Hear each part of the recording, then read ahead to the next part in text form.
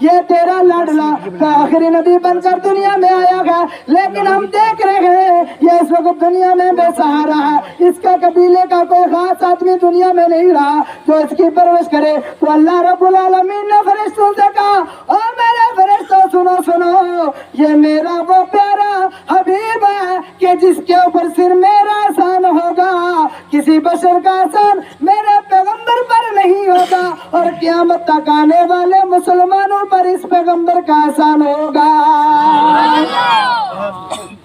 فلک کے نظاروں زمین کی بہاروں سبھی دے مناؤ، حضور آ گئے ہیں، اٹھو بے سہارو، چلو غم کے مارو، خبر یہ سناؤ، حضور آ گئے ہیں۔ میرے رات کی آقا کی امی جان حضرت آمنہ رضی اللہ تعالیٰ عنہ ارشاد فرماتی ہیں، جب حضور میرے بطن اطہر کے اندر موجود تھے، اب میرے شکم مادر میں تھے، میں دیکھتی کیا ہوں، وَإِنِّي لَقَدْ عَلَّقْتُ بِهِ فَمَا وَجَدْتُ لَهُ مَسَكَّةً حَتَّى وَضَعْتُهُ۔ دنیا والوں کو حضرت آمنہ ایک پیغام دے رہی ہے، اور دنیا والوں، دنیا میں عورتیں تو بہت سی آئی ہیں، اس کے بعد بھی آئیں گی، وہ عورتیں حاملہ بھی ہوں گی، وہ عورتیں جناب والا بچوں کو بھی جانیں گی، لیکن پیغمبر اعظم میرے بطن اطہر میں آ گئے ہیں۔ میں نے ایک ایسا عجیب سلسلہ دیکھا ہے، میں بھی پریشان ہوں، آخر یہ کیا وجہ ہے؟ میرے بطن انور کے اندر حضور کے آنے کے بعد مجھے ذرہ برابر نہ ہی پریشانی ہوئی ہے، نہ ہی تکلیف ہوئی ہے۔ وہ حاملہ عورتیں جس طریقے سے پرہیز کرتی ہیں، کام کاج نہیں کرتی ہیں، حضرت آمنہ کہتی ہیں میں ہر طریقے کا کام بھی کرتی ہوں، سارے معاملات کو کرتی ہوں، مجھے ذرہ برابر تکلیف نہیں ہوتی، یہاں تک کہ نبی آخر زمان کے دنیا میں ولادت والا مقدس دن آ جاتا ہے۔ فرماتی ہے مقدس دن آ جاتا ہے، اور پھر فرمایا کہ میں دیکھتی کیا ہوں، پرانے جنت آ جاتی ہیں، بڑی بڑی قداور عورتیں آ جاتی ہیں، آ کر کہتی ہیں او آمنہ تجھے مبارک ہو۔ میں نے پوچھا آپ کون ہو؟ ایک کہتی ہے میں آسیہ ہوں، دوسری کہتی ہے میں حضرت حوا ہوں، تیسری کہتی ہے میں حضرت حاجرہ ہوں۔ فرمایا کیوں آئی ہو؟ کہنے لگی او آمنہ تجھے مبارک ہو اس لیے کہ انکی قد حملت بسیدی هذه الامت ونبیھا۔ او آمنہ تجھے مبارک ہو، تو عام بیٹے کو پیدا کرنے والی نہیں، نبی آخر زمان کو پیدا کرنے والی ہے، تجھے خوشخبری سنانے آ رہی ہے۔ حضرت آمنہ ارشاد فرماتی ہیں جب پیغمبر اعظم میرے بطن اطہر سے خروج ہوتا ہے، دنیا کے اندر تشریف لے آتی ہیں، وَرَأَيْتُ ثَلَاثَةَ أَعْلَامٍ مَضْرُوبَاتٍ علماً بالمشرق علماً بالمغرب علماً على ظہر الکعبہ۔ اور دنیا والوں، میرے پیارے پیغمبر کے دنیا میں آنے کی خوشخبری میں اللہ نے چراغاں کی ہیں، اللہ نے خوشیاں بنائی، جبریل امین کو دنیا میں بھیج دیتے ہیں، اور جبریل دنیا میں چلا جانے کے بعد دنیا والوں کو یہ پیغام دے دے اب نبی آخر زمان دنیا میں آ گیا، اب دنیا میں کسی اور کی حکومت نہیں رہے گی، اب میرے نبی کی حکومت رہے گی۔ ایک جھنڈا مشرق میں لگا دو، ایک جھنڈا مغرب میں لگا دو، ایک جھنڈا خانہ کعبہ کے چھت پر گاڑ کر یہ اعلان کر دو نبی آخر زمان دنیا میں آ گیا، اب ساری کائنات پر حضور کی حکومت رہے گی۔ حضرت محترم وقار حضرت عثمان بن ابی العاص کی والدہ فرماتی ہیں جب حضور کی ولادت کا دن آیا، جس دن حضور پیدا ہو رہے تھے، فرماتی ہیں میں اس دن رات ان کی ماں کے پاس تھی، کہتے سبحان اللہ، میں ان کا خیال رکھنے کے لیے، ان کا پتہ کرنے کے لیے ان کے گھر گئی، تو میرے مقدر بھی جاگ گئے، میں نے وہ پورا معاملہ اپنی آنکھوں سے دیکھ لیا، سبحان اللہ۔ فرماتی ہے وما من شیء انظر الیہ الا فی البیت نورا، فرمایا میں نے گھر میں کچھ نہیں دیکھا، جدھر نظر کرتی ہوں ادھر نور ہی نور نظر آتا ہے۔ وَإِنِّي لَأَنظُرُ إِلَى النُّجُومِ تَدْنُو حَتَّى أَقُولُ لَيَكَأَنَّ عَلِيَّا، اور تو حضرت عثمان بن ابی العاص کی والدہ فرماتی ہیں میں نے جیسے ہی حضور کی ولادت کا وہ لمحہ دیکھا میں گھر سے باہر آتی ہوں, گھر سے باہر آنے کے بعد دیکھتی کیا ہوں, میں نے آسمان کی طرف جیسے ہی نظر کی مجھے آسمان کے ستارے اس طریقے سے نظر آ رہے تھے کہیں یہ زمین پر نہ گر جائے. حضرت عثمان بن ابی العاص کی والدہ فرماتی ہے اس آسمان کے ستاروں سے اللہ نے جہاں کو اس طریقے سے روشن کیا اس سے پہلے کبھی میں نے یہ منظر نہیں دیکھا تھا. کہنا سبحان اللہ. بات سمجھ میں آ رہی ہے نا؟ پھر آ رہی ہے تو کہیں یا رسول اللہ.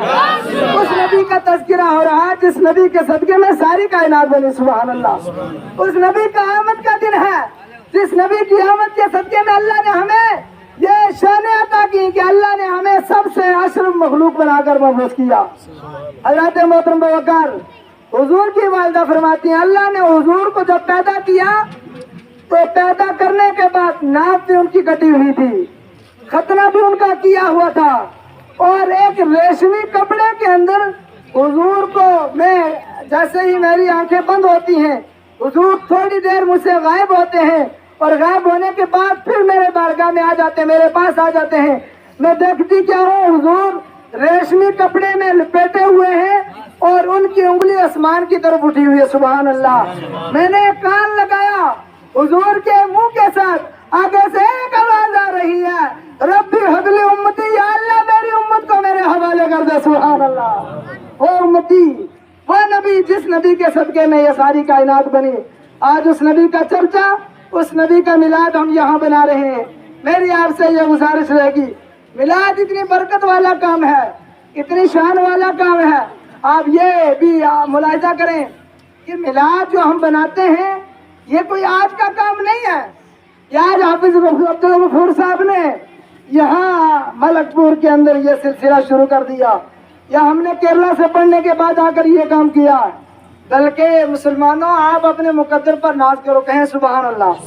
آپ اپنے مقدر پر ناز کرو اس لیے کہ یہ وہ کام ہے جو صحابہ نے کیا. سبحان اللہ.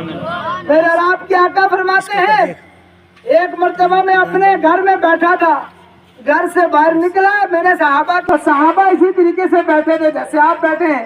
اب میں آپ سے آ کر پوچھوں ما اجلسکم, آپ کیوں بیٹھے ہو, تو آپ کہیں گے حافظ صاحب کو تو پتا یہ محفل میلاد ہے. پھر پوچھ رہے ما اجلسکم کیوں بیٹھے ہو. حضرت حضور نبی کریم صلی اللہ علیہ وسلم نے اپنے صحابہ سے کہا میرے صحابہ ما اجلسکم تم کیوں بیٹھے ہو. صحابہ نے کہا جلسنا نذکر اللہ و نحمدہ علی ما ہدانا للاسلام, کہ یا رسول اللہ ہم اس لیے بیٹھے ہیں حضور کی تشریف آوری سے قبل, حضور کی آمد سے قبل ہمارے حالات بڑے برے تھے, ہمارے پاس کچھ نہیں تھا, اسلام کی تعلیم ہم نہیں جانتے تھے, بچیوں کے اوپر ظلم کرتے تھے, عورتوں کو زندہ جنابے والا دفن کر دیا جاتا تھا, عورتوں کو منحوس سمجھا جاتا تھا. لیکن جب پیغمبر اعظم ہمارے درمیان میں تشریف لے آئے, اللہ نے پیغمبر اعظم کے صدقے میں ہم پر اتنا کرم فرمایا, ہمیں اسلام کی دولت سے نواز دیا. سبحان اللہ. ہمیں اسلام کی دولت سے نوازا. اب ہم اسی کام کے اوپر حضور کا ذکر کرتے ہیں. سبحان اللہ. حضور کا چرچا کرتے ہیں خاص حیثیت میں, حضور کا جلسہ بناتے ہیں. اب اللہ کے پیارے حبیب تو وہ ہیں, آپ کی توجہ میری طرف ہے, جتنے حضرات پیچھے کھڑے ہیں تشریف رکھیں. ایک مرتبہ اللہ درود پاک پڑھے, اللہم صلی علی سیدنا شفیعنا حبیبنا کریمنا و مولانا امیدنا و مولانا محمد بارک صلی علیہ الصلوۃ والسلام علیک یا رسول اللہ. ایک آخری حدیث میں آپ کے سامنے بیان کر کے کہ حضور تو یاد جانتے تھے, ہمارا یہ یقین ہے. ام حفصہ حضور کی بارگاہ میں آتی ہیں, آپ کا بیٹا انتقال کر گیا تو آپ نے آ کر کہا یا رسول اللہ یا تو مجھے رونے کی اجازت دی جائے یا مجھے یہ بتایا جائے میرے بیٹے کے ساتھ قبر میں کیا ہو رہا ہے. کون فرماتی ہے ام حفصہ. تو حضور نے یہ نہیں کہا مجھ سے صرف نماز کا سبق سیکھو, حضور نے یہ نہیں کہا کہ میں صرف آپ کو قرآن و حدیث بتاؤں.